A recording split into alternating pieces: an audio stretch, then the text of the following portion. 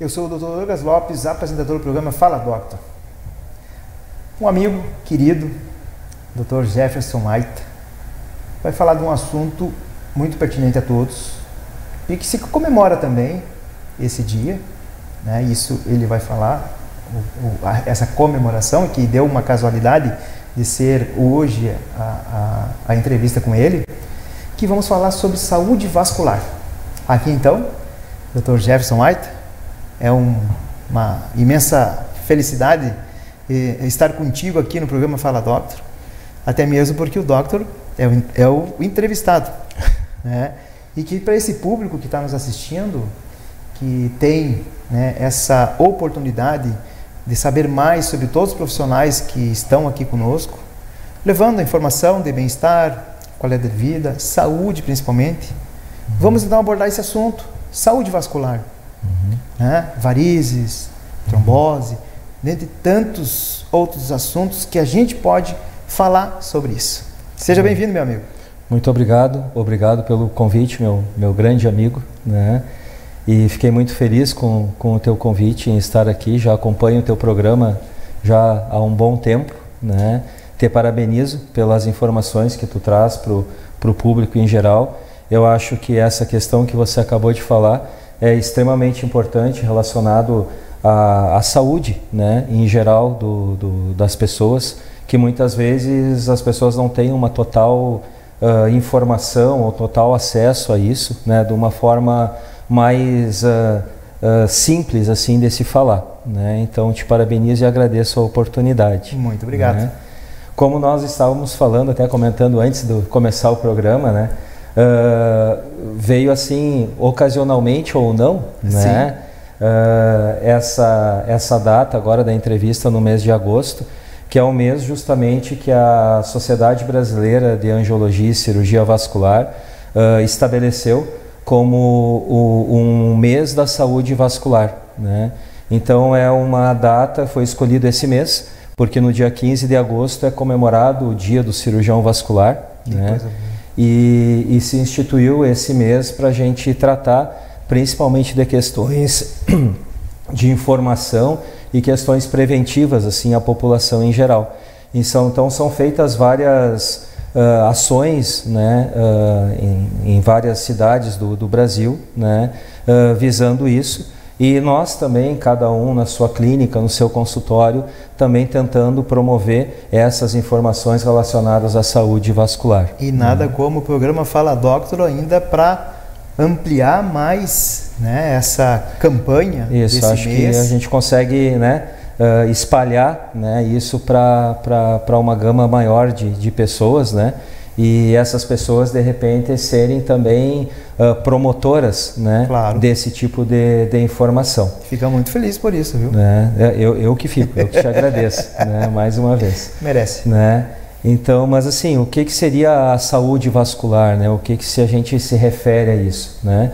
Então, a saúde vascular são os cuidados que nós devemos ter, né, relacionados a todas as doenças que atingem o nosso sistema circulatório, o nosso sistema vascular, né? Hoje a gente tem, pelas casuísticas, pelas estatísticas, né, a gente sabe que boa parte das doenças, né, que afetam grande maioria da população são doenças de origem vascular, né? Talvez a mais conhecida, a mais falada, né, é a doença varicosa, as famosas varizes, né, que atingem em torno de 40% até 50% da população de modo em geral, né. Em alguns locais até essa estatística é maior, né, mas uma média geral é em torno de 40% das pessoas, né. Acomete mais as mulheres do que os homens, né, mas os homens também têm, né. E essas varizes elas podem trazer várias complicações, né, que podem tirar a pessoa do convívio social, podem tirar ela do seu dia a dia de trabalho, né. É um dos grandes motivos de afastamento de pessoas em idade produtiva, né, da sua atividade profissional, né. Então nos causa uma preocupação social também relacionada a isso, claro, né. Então, e são problemas, complicações que a gente tem como evitar, né? Assim como as outras doenças vasculares em geral, né? Tromboses, entupimentos, né? Vamos colocar assim, né? A doença aterosclerótica de carótidas, né? Aneurisma de aorta, aneurismas periféricos, né? Todas são doenças extremamente graves, né? E essa promoção que a gente fala da saúde vascular, né, ela gira muito em torno disso, da gravidade dessas doenças que podem trazer um prejuízo grande à qualidade de vida da pessoa, quando não podem levar essa pessoa ao óbito, né, pela gravidade que elas impõem ao paciente. E devido a essa preocupação, né, a Sociedade Brasileira então, de Angiologia e Cirurgia Vascular resolveu adotar o mês de agosto com essa promoção, né, de informações, enfim, e em alguns locais até de exames preventivos para evitar isso, né? E isso tudo também porque grande parte dessas doenças, né, elas cursam de uma maneira, vamos dizer assim, insidiosa, né, durante a vida da pessoa, né, dando poucos sintomas ou nem dando sintomas, e quando começam a dar sintomas, elas já estão em um estágio bastante avançado, né, e que se nós pegássemos essa doença num estágio inicial, a qualidade de vida da pessoa não seria tão comprometida, né? E os resultados seriam bem melhores. Os fatores etiológicos relacionados? Os fatores etiológicos assim, relacionados às patologias vasculares em si, né, estão muito relacionados com a doença aterosclerótica, né, que seria o tabagismo, né, o sedentarismo, né, a pressão alta, né, a diabetes, né, enfim, fatores em termos gerais assim que vão prejudicar a circulação de alguma forma. Genética tem bastante? Genética também, principalmente relacionado, como a gente tinha falado, das varizes, né? Hoje, em torno de 80% das pessoas que têm varizes, a gente consegue relacionar com o histórico familiar, né? Algumas situações de trombose também recorrente, através das chamadas trombofilias, que são doenças hereditárias que podem levar a pessoa a ficar mais propensa a fazer trombose. Sim. Né? A doença aneurismática também, principalmente aneurismas de aorta, aneurismas de artérias femorais, artérias poplíteas, né? Também tem uma relação bastante grande assim, com a questão hereditária. Pessoas que ficam muito sentadas como piloto de avião, motoristas, né, de aplicativo, táxi, motorista de ônibus, também o tipo de atividade que a pessoa exerce, né, no dia a dia também compromete a saúde vascular, né? Então a gente fala que pessoas que ficam muito tempo, digamos, com pouca mobilidade, caminhoneiro, né?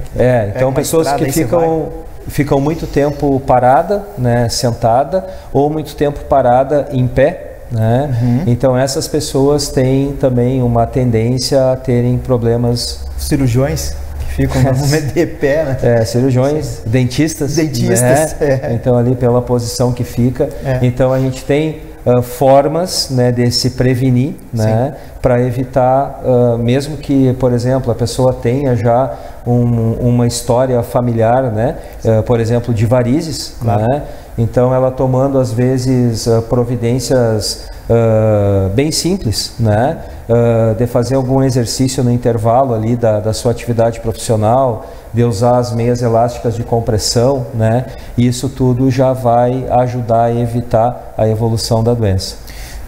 Dentro de uma prevenção, né, o público que está nos assistindo em casa nesse momento, os primeiros sinais, sintomas que começam a aparecer. Bom, a gente daí teria que dividir um pouco assim em relação às patologias arteriais e as patologias venosas. Ótimo. Né? As patologias venosas, digamos que são as mais incidentes em termo geral assim na população, seriam queixas assim de inchaço, né, edema, inchaço nas pernas, na região dos tornozelos, principalmente aquele inchaço que a pessoa nota mais ao final do seu dia de atividade, né? Aquela sensação de peso, de cansaço nas pernas, né? Ao final do dia. Algumas pessoas também referem até uma certa dormência, sensação de coceira, né? Principalmente na hora que vai dormir, que vai repousar à noite, né? Cãibras noturnas também podem ter relação, né? Alterações da coloração da pele, né? Pessoa muito comum, o paciente chegar no consultório e observar assim, doutor, fiquei preocupado que no final do dia o meu pé está meio roxo, né? Olha. Meu pé está mais escuro, né? Então seriam os sintomas assim mais frequentes assim para a pessoa já, né, ligar o sinalzinho de alerta e fazer alguma avaliação. Certo. Né? Isso na venosa. Na venosa. Nas patologias arteriais, a gente tem como a doença arterial oclusiva periférica, né? Que é a doença aterosclerótica, aquelas placas de gordura calcificada que vão aos pouquinhos, digamos, obstruindo, né, os vasos, principalmente das pernas, dos membros inferiores, né? E essa doença começa a se manifestar com alterações da pessoa no caminhar dela, né? Então são pessoas geralmente que a gente chama de claudicação limitante, né? Que é uma alteração que a pessoa começa a ter dor ao caminhar, né? E essa dor começa a ser progressiva, ou seja, a pessoa antes tinha dor para caminhar 500 metros, por exemplo, e agora ela já está com 200, 100 metros, já dói a perna para caminhar, né? Então isso já pode ser um sinal de uma patologia obstrutiva arterial ali nas pernas. Que por vezes a pessoa pensa, é uma dor muscular e vai deixando passar. É muito comum isso, né? Muito comum a pessoa achar, isso fiz uma distensão muscular, forcei mais a perna e tal, né? Só que a diferença, né, é que a distensão muscular, em primeiro lugar, é algo passageiro, né? Por maior que seja a distensão muscular, vão durar ali poucos dias, né? Sim. Até tu conseguir te recuperar, né? E a claudicação não, ela vai num crescente, então ela vai fazendo com que a pessoa cada vez vá diminuindo a distância que ela consegue caminhar. Né? Claro. Tá. E uma outra diferença também que a claudicação é assim, você sai caminhando, né? E vai caminhando normal, sem dor, né? Aí tu vai atingir uma determinada distância, vai começar a doer. Aí você para, a dor alivia. Aí tu caminha de novo, a dor começa de novo, né? A gente brinca que é a doença do olhador de vitrine, né? A pessoa caminha um pouquinho, para, repousa, alivia a dor, caminha mais um tanto, né? E geralmente a dor por uma distensão muscular, ou às vezes até dor por problemas originários da coluna, por exemplo, né? Ela cursa diferente. É uma dor que tu já tem a dor no iniciar a caminhada, né? Claro. Então ela já dói quando tu inicia a caminhada. E no momento que tu caminhou, às vezes uma certa distância, né? A dor tende a aliviar, né? Porque a musculatura vai aquecendo ali, vai relaxando mais a musculatura, claro. E com isso a tua dor dá uma aliviada. Então é uma diferença entre essas patologias assim para a gente já observar isso. Vocês viram, pessoal, o quanto é importante vocês que estão aí nos assistindo pegar esses detalhes, os sinaizinhos, os sintomas, né? Começa com as limitações, então isso tem que ter um cuidado bastante grande. Já voltamos para o segundo bloco. É só o tempo.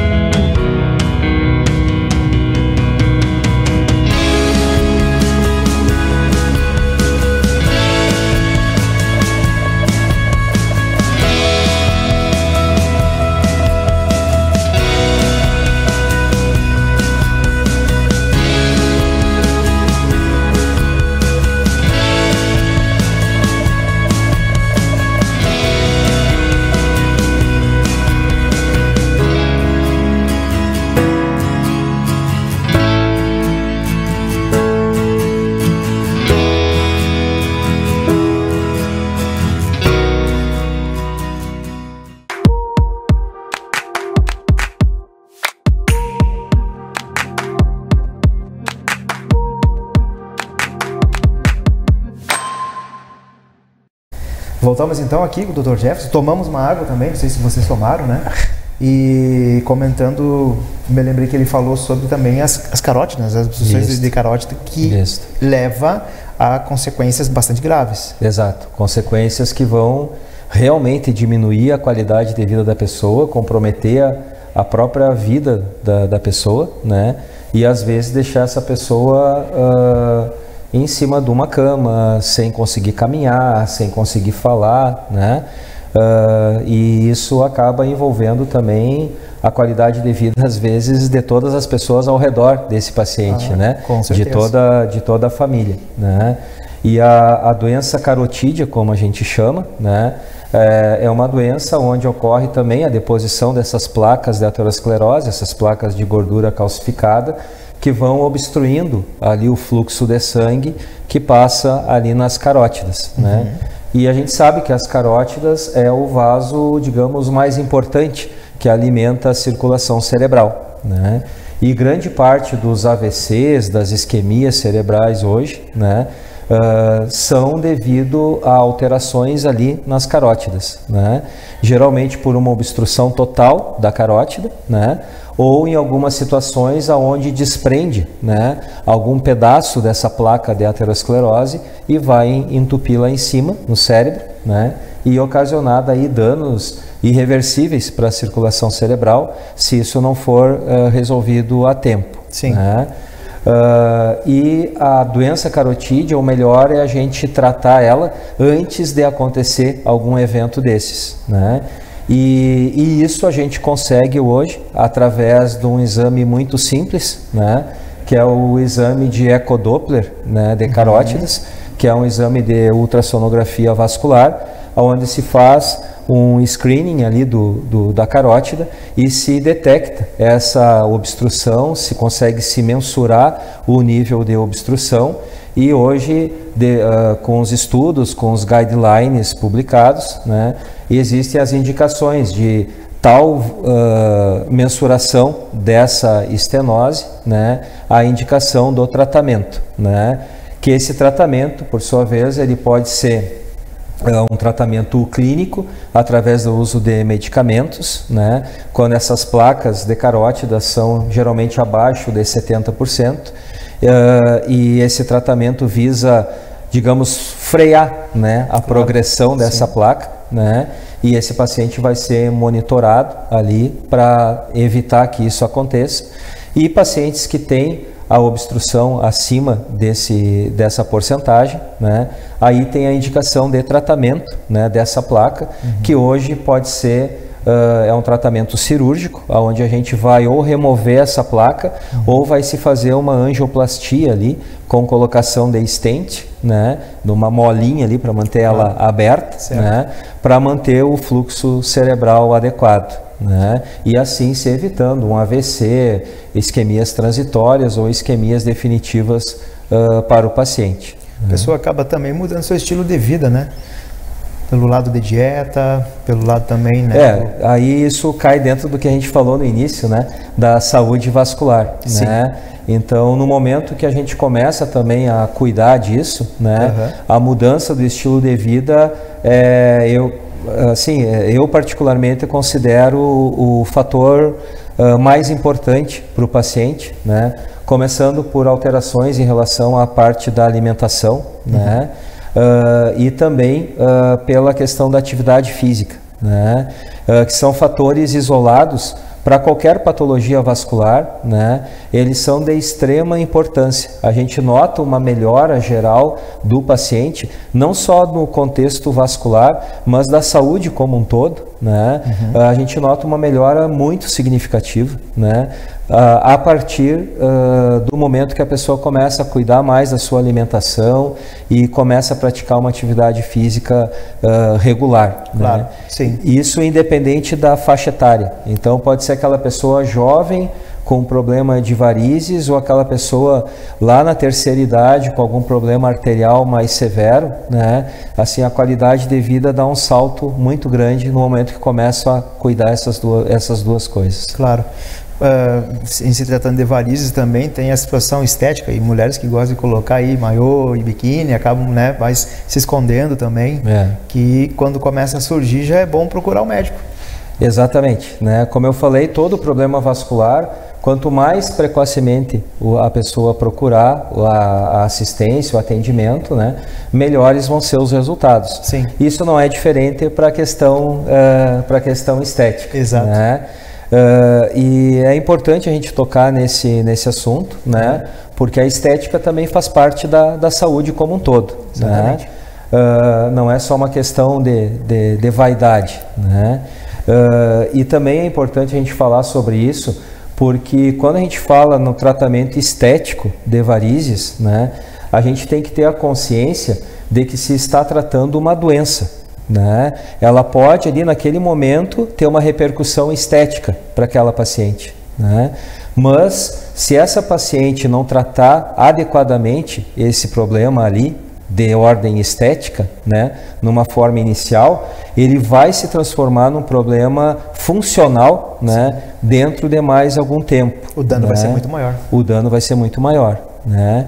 Então é muito importante a gente ter essa percepção e as pessoas, assim, né, em geral, terem esse conceito de que varizes, mesmo sendo aquele vasinho fininho, feinho ali, mais arroxeado, mais avermelhadinho e tal, que incomoda quando coloca uma bermuda, quando coloca um biquíni, né? Aquele vaso, ele é uma doença, ele é a doença varicosa, né? E como tal, né, esse problema ele deve ser tratado, né, por um especialista, né, na área, né, porque não é só aquele vaso que a gente vai tratar do paciente, né, a gente vai tratar a origem do problema dele, né, para tentar com que o decorrer da vida dela esse problema não tragam alterações maiores para ela, não só de cunho estético. Claro, exatamente. Em falando em tratamento, né, acredito que a evolução com o tempo, hoje se tem muitas, além de medicamentos, técnicas, tecnologia também associado ao tratamento desse tipo de doença. Sim, digamos que nos últimos 30 anos, né, a cirurgia vascular vem num constante crescimento, né, em relação à modernização, a técnicas, a materiais usados, tanto para a doença arterial quanto para a doença venosa, né. Na doença arterial, o grande salto foi o tratamento endovascular, né? Patologias que antes a gente tinha que fazer uma cirurgia enorme, né? Que o paciente ficava vários dias no hospital para se recuperar. Hoje a gente consegue fazer o tratamento através de pequenas incisões com a introdução de catéteres ali, dispositivos, né? Que vão tratar, digamos, internamente ali o vaso. Claro. Né? Isso melhorou em termos de qualidade de tratamento, em termos de recuperação do paciente, menores complicações, né? Um retorno mais precoce da pessoa às suas atividades habituais. Né? A robótica está entrando também? Na nossa área da cirurgia vascular, a robótica não tem ainda assim não, tanta... pela situação de ser, né, ainda não. Ainda não, né? certo. Mas isso. acredito que no futuro próximo, né, também vamos ter essa questão da robótica. Que né? a gente sempre procura o melhor tratamento, né? Exato. Quanto menos invasivo, melhor. Exato, Né, agora, atualmente, está sendo inaugurado no Hospital de Caridade, Isso, né, isso.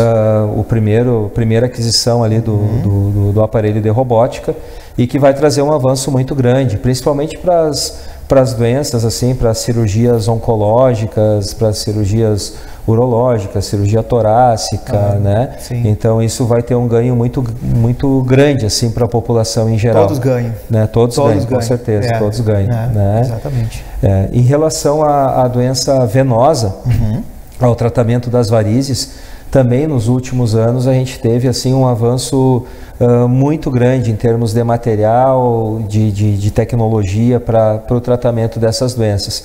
Tanto é que hoje muitos pacientes que a questão de 4, 5 anos atrás nós levávamos para fazer uma cirurgia no hospital, enfim, a gente consegue tratar hoje dentro do próprio consultório, dentro da própria clínica, né, com resultados, inclusive, estéticos melhores do que há 5 anos atrás. Olha, né? Hoje a gente tem a cirurgia com laser, com endolaser, né, para tratamento de varizes, né, que isso nos trouxe um ganho muito grande, né, para o paciente, um paciente que antes, quando tinha que tratar uma safena ali doente, uma safena varicosa, era um paciente que demorava muitas vezes 30, 40 dias para retornar à sua atividade habitual do dia a dia. Sim. Né? Hoje em dia, com uma cirurgia com endolaser, o paciente em 5 dias, 4 dias já está retomando a sua atividade normal. Né? Muito bom, excelente.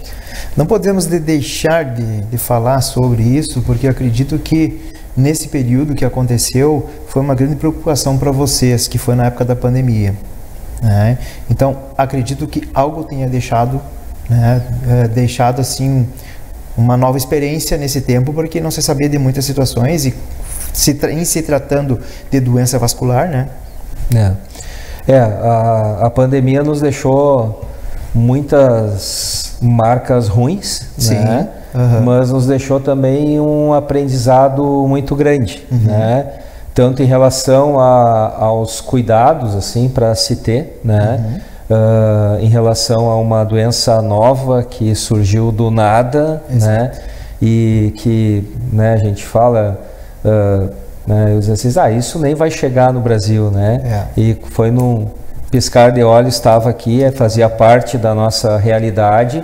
E muitas vezes ali no início, né, com os colegas, principalmente os infectologistas, sem a gente saber para que lado correr. Exato. Né?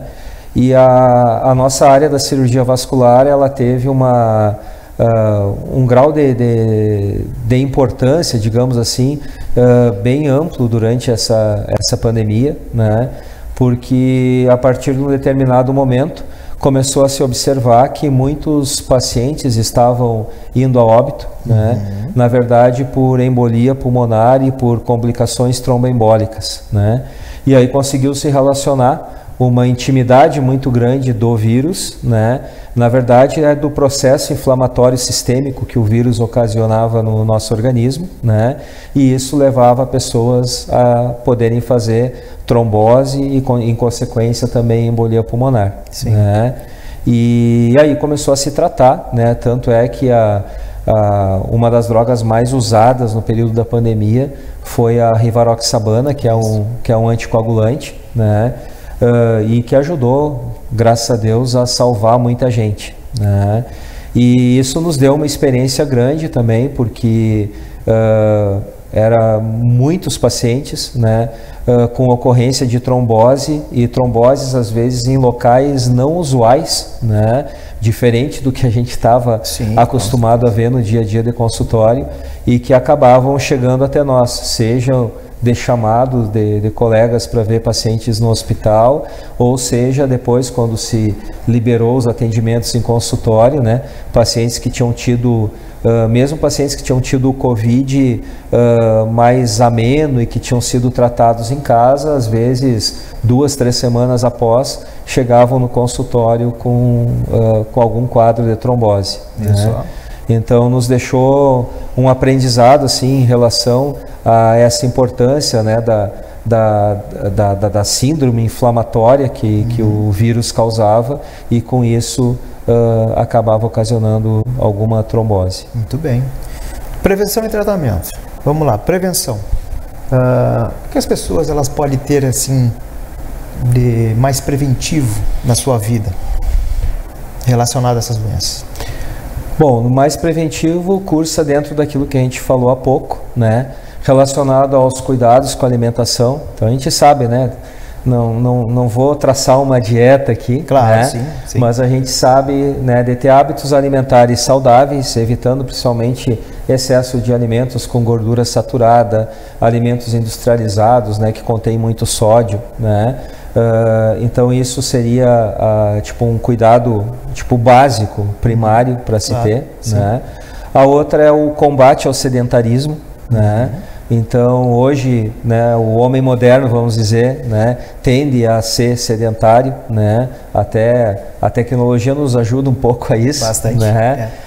Antigamente, né, tinha que o vô lá levantar para ligar a televisão. Agora tu fica só no controle. No controle. Né? Então, esses detalhes pequenos, assim, mas a gente sair daquela zona de conforto, né? Então, procurar fazer uma atividade física. Muitas pessoas, mas eu não tenho tempo, não sei o que. Não. Tempo a gente consegue. Né? Acho que o tempo é necessário, até mesmo porque quem tem que se cuidar somos nós. Exato. Né? É o eu, né? Então, eu acho que esse combate ao sedentarismo, praticar uma atividade física de forma regular, né? E existem atividades, por exemplo, para a parte circulatória que são extremamente simples, né? Então, uma caminhada que você faça todo dia, né? Ou 4 vezes por semana, né? Isso já vai ajudar muito, né? A tua saúde como um todo e a saúde vascular também. A preocupação de viagens longas, uma meia, né? Em viagens prolongadas, assim, geralmente em viagens que duram mais de 3 horas, né?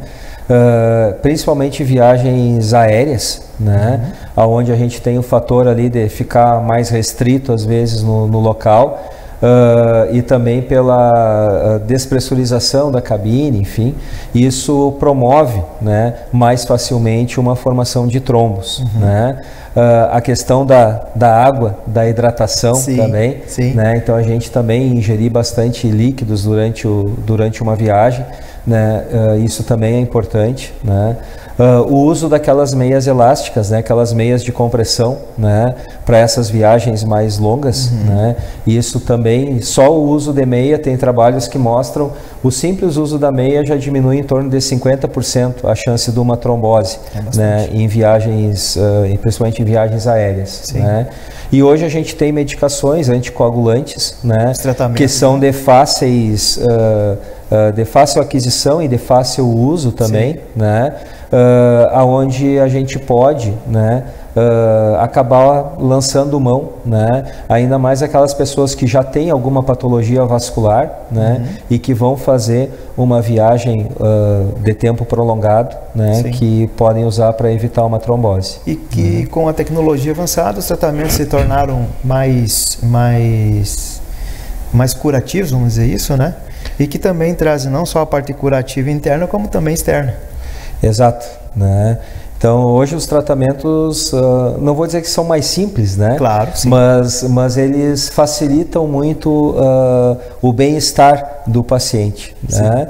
Então, como a gente estava falando, uma trombose antes, obrigatoriamente você tinha que internar o paciente ficava 5, 7, 10 dias hospitalizado para tratar uma trombose. Claro. Hoje, a grande parte das tromboses a gente consegue tratar com o paciente na sua casa, tendo alguns cuidados e tal, mas no conforto da sua casa, né? E por aí afora, o tratamento das varizes, o tratamento das microvarizes, o tratamento estético, né? Antes tinha que usar meia elástica, a paciente tinha que ficar um dia inteiro sem trabalhar, de repouso. Agora, hoje, as minhas pacientes vão ali, fazem no intervalo do meio-dia e já vão trabalhar de tarde, né? Que maravilha. Então isso melhorou muito, assim. Muito bom. Né? E uma mensagem final para esse público que está nos assistindo. Cuidem da sua saúde vascular, né? Isso é importante, isso vai melhorar a qualidade de vida de vocês, né? E é importante essa saúde vascular a gente cuidar através do que a gente chama de check-up vascular, né? Que é hoje promovido pela Sociedade Brasileira, como eu falei. E esse check-up vascular ele é indicado para todas as pessoas que já têm algum fator de risco, né? Ou hipertenso, ou diabético, né? Ou com níveis elevados de colesterol, triglicerídeos, ou com algum histórico familiar de doenças vasculares, né? Já procurarem um profissional da área, né? Para fazer através de uma simples consulta e às vezes de alguns exames também bem simples, né? Atestar como é que está a saúde vascular da pessoa, né, já orientar em relação a cuidados que essa pessoa deve ter, né, e, se for necessário, depois seguir fazendo um acompanhamento. Maravilha. Especial. Dr. Jefferson, mais uma vez, muito obrigado pela tua participação aqui. Eu que te agradeço, meu amigo. A você que está nos assistindo, curtindo aí nossas páginas, acompanhando o YouTube, tem o playlist do Fala Doctor com todos os profissionais que estiveram, estão, né? E que na segunda às 9 da noite e depois reprise no sábado às 11h30 e no domingo ao meio-dia também se assiste. Certo? Certo. Dr. Jefferson, muito obrigado e uma excelente e abençoada noite para vocês. Um abraço. Boa noite.